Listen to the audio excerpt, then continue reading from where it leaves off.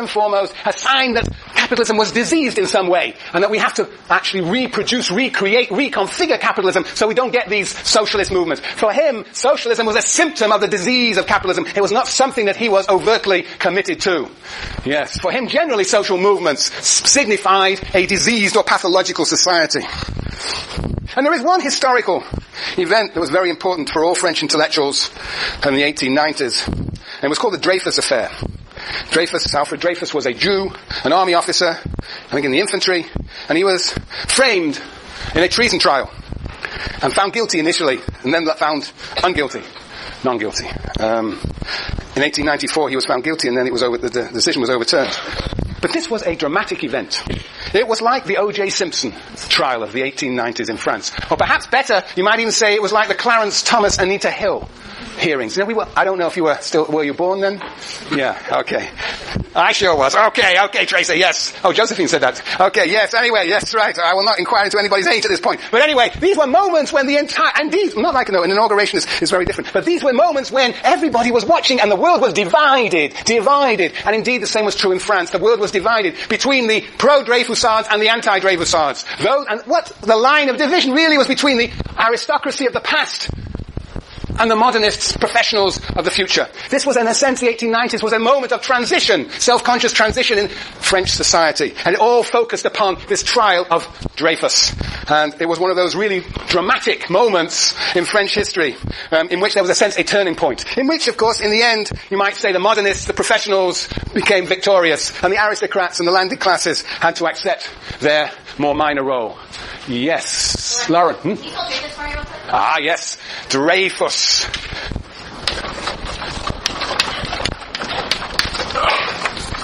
There you go. Look him up in Wikipedia. Yes. Wikipedia is one of the best encyclopedias in the world, if not the best. It's been proven empirically, by the way. It has no more inaccuracies than the Encyclopedia Britannica. And you can quote me on that. Right. Okay, that is Durkheim. So anyway, he went through a number of quite dramatic experiences in the society around him, all of which led him to be concerned ever more with the question of social order, but also improvement, the improvement of society, as we will see. So that's a little bit about his background. As I said, he died at the end of the First World War, a quite demoralized, depleted man, but having set up sociology. Having really built, he's one of the real, I think, the key founder of sociology. And he wrote, we talked about suicide, he wrote the Elementary Forms of Religion. Anybody read the Elementary Forms of Religion? Any part of it? Good, Greg, and of course on religion. Social 1, Yeah. Well, what's the basic idea of the Elementary Forms of Religion? Well, it's an amazing book. Which, many interesting features of it. But his view of religion, of course, was really, so much of his work was so provocative to the world around him. He was not a man that people loved. He was calumniated by his colleagues because he was introducing all these new ideas. For him, religion was in a sense a manifestation of what? Society. Basically, religion is the projection onto a metaphysical being of the fact that we live in society. Society is a force that, in a sense, regulates and shapes us. Yes. So, he was suggesting that religion was, in a sense, that's too strong, but almost an epiphenomenon of the social world in which we live. It's something we create because we live in society. Woof. I got him into trouble. Yep. And then he had a lot to say about education and morality. He wrote a book called Moral Education and how people should be taught morals. He was very concerned with the inculcation of morals, of norms. Indeed he was. But the division of labour in society is the foundational work in my view. It is his dissertation that I think was published in 1893. It is the foundational work out of which springs all the others. It contains within it all his basic ideas. Well, that is my view. So that's why we're reading it. Apart from the fact there's a course on division of labour. Just happens to be. Yes. Okay. Now, last point I want to make about this introductory comments on Durkheim. You need a little pep talk. You really do. Because this is tough again. You're going to have to grit your teeth and read this carefully. Not many pages, but this is... Durkheim writes a bit more dryly than Marx and Engels. And he's not arguing with the young Hegelians or with Smith. He's arguing almost with himself. It's a really interesting prose. So basically, he puts a position forward this way, and then this way, and then says, I'm here. And if you're only over here, you'll get the wrong idea. You've got to follow through his argument. You've got to put together his argument. And I will, of course, help you. But when you read it, you will see, he said, on the one hand, you could argue this, but that, on the other hand, could be countered with this. But I think we are here. This is the real position. So it's really quite sometimes convoluted, but fascinating, the arguments that he constructs for different sides of a particular perspective. So yes, you've got to read this gentleman carefully. Don't stop in the middle of a paragraph. You'll get it wrong. And you might be better off you read the first sentence and the last sentence of a paragraph. That might be better than stopping in the middle. Yeah. But I encourage you to read the whole paragraph. Write notes, read and read again. Figure out what it is he's trying to say. So, second is that this guy's a great theorist. He's a great theorist because he, like Smith, like Marx, starts from first principles. We're going to have to build up the theory brick by brick by brick. So don't get impatient, Matthew. We're going to get there. We're going to get to book 3 in the end. But we're going to build it up brick by brick by brick. That is how the great theorists have to be constructed, on the basis of foundations, of assumptions that they make clear. And because they make clear, they get themselves into all sorts of paradoxical claims. And we're going to see all sorts of wonderful contradictions. That's going to be the challenge, to understand Durkheim and then see all the sorts of issues that he mixes up and complicates, and the contradictions in his ideas. We'll have great fun. Yes. And all the time, the way to handle Durkheim, in my view, is to compare. When you're trying to figure out what, think about Smith. Smith was the simplest. Then think about Marx. And if you're going to get real sophisticated, think about Gramsci.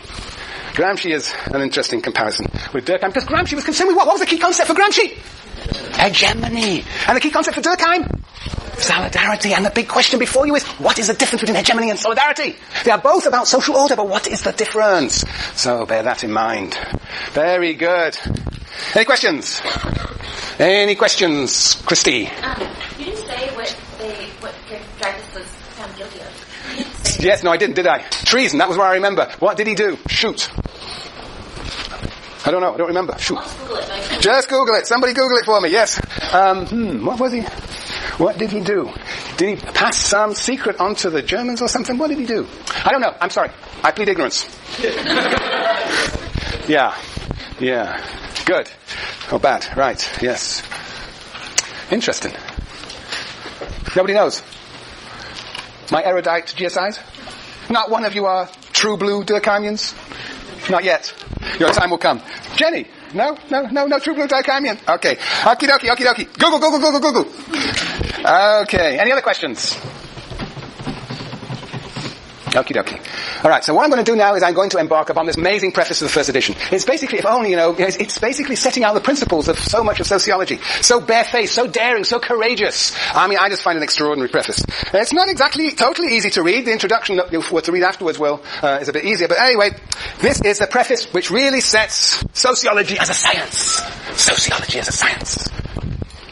Sociology as a science. That's trying to establish this guy. This is his PhD dissertation. Can you believe it? He's setting a whole new discipline. If only graduate students today would set whole new disciplines whenever they wrote their PhDs, right?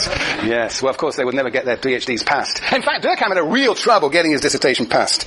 Yes. All right. What he says that if sociology is to be a science, it has to study the world. It has to be empirical. It has to study facts. Facts. Got to study the empirical world. But the question is this: what facts? What facts? What facts does sociology study? That is the question. That will define the specificity of sociology. Anybody got any idea what facts? Juliana? Social facts. Yeah, social facts. And he says that, the idea is it's not just anything that we do in society, because then sociology is about nothing. It has to be things that we do that are kind of propelled by social and collective forces. Have you got a page number? Have you got a book? Oh, you see, that's a social fact that we will consider in a moment. Oh, yes, a social fact. Is that really what Durkheim says, that we study social facts? Did you read the preface? May I ask you a personal question? Did you read the preface? No, I was reading something else. I thought you were reading something else. The rules of sociological methodology, the rules of method. Perhaps you read Wikipedia. But no, Juliana. It is in the preface. It is not social facts. Actually, it is not social facts. Actually, Bridget. Moral facts.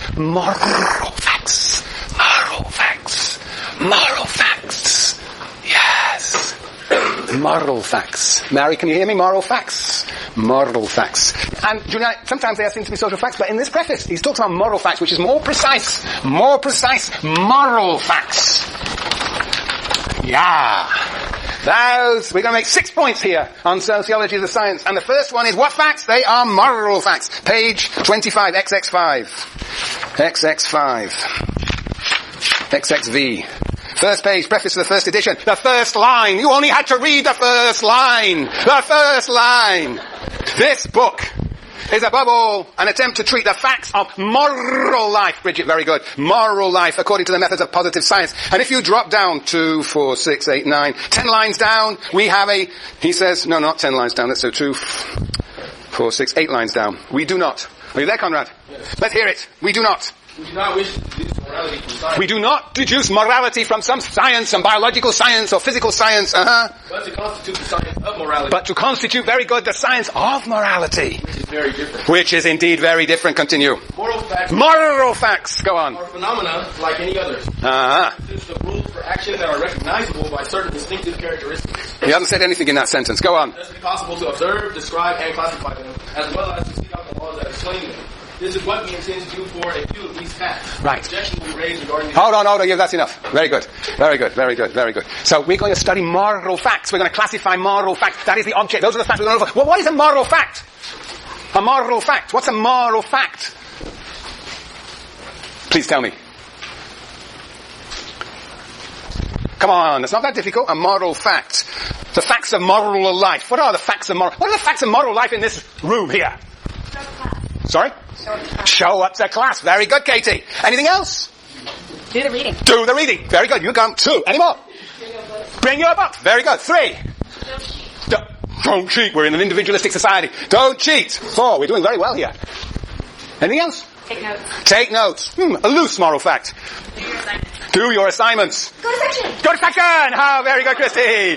Yes, indeed. Yes, go to section. All right, those are moral facts. What are moral facts then? What are moral facts? Yes, Christy. Christine. Interactions between people and institutions? No, it's not just, that's not what we were talking about. You all had the right idea. Rules that everybody must follow. Because without it we don't have a word. Well, you don't need to add anything to it yet. Just moral facts are those rules that we are obligated to follow. Rules that we are obligated to follow. Yes. That's right.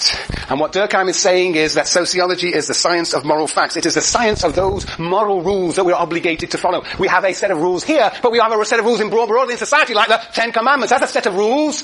But what he's going to say is what? That those moral rules are different for different societies. Very good. So point number 1 is what are the facts? They're moral facts. The second point is where do the moral rules come from? Where does morality come from? Some people say, where does morality come from? What are the possible answers to that question? God, absolutely, Charita. Very good, God. God brings down the 10 Commandments, right? To Moses, as I recall. Yeah. So one answer is God. We'll hold off in society, but what else? What are the possibilities? Who else invents morals, morality? Karen? Yes, well that's what Durkheim is going to answer. You're already a Durkheimian, but before we get to Durkheim, what are the possible answers? Who else sort of invents morality? Jason II. Government? Yes. That's interesting. Governments do. What are you thinking of? Declaration of Independence. Is that a set of moral rules, the Declaration of Independence? Bill of Rights. Bill of Rights, Constitution. It's a legal form of morality, which of course will concern Durkheim. Yes. One could say that states created. Yes. Very good. Yes. Interesting. Jane? Parents. Yes. Oh, yes, they do. Individuals. Oh, well, parents included, right? Who else? Yes, Juliana? What's along with parents and the relationship between children and adults, your parents and your teachers, and how you're educated? Yes, they are the sort of carriers of this morality. You're right? Yes, they're carriers of it, right. And so perhaps they impose it, but where does it actually come from? Well, from God, from the state. God and the state may be very similar, but who else? Who invents moralities? Well, sometimes parents do, on the spot, don't they? Yeah, right. Yes, Alex? The majority of the people. From the people. The majority. The majority of the people. Yes, an interesting idea that they collectively... Have you got an example of that? What would be your best example of that? You talk about sexual pedophilia, for example. Sexual what? I don't know the English word, if it's It's a deviance to be a pedophile. Pedophile. And then this is more incorrect to be So who is defining it as deviant? the majority of people. They impose that. Well, yes, that's interesting. Yes, that's interesting. That's interesting. Yes. Yes, you're all thinking already Durkheimian-like. Yes, Sanders. Yes, I think that Durkheim has got in mind God and